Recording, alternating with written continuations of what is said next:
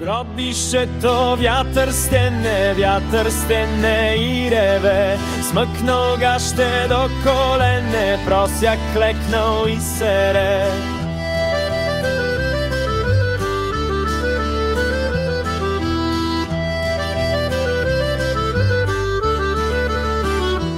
Миг от гроба се надигна скелет, грозен на мъртвец. Той свирепо се провикна, виж, посрал си ме, подлец. Прошка просякът поиска, с пръст газеца си изтри, а мъртвеца се изкиска, гръмко прадна и се скри.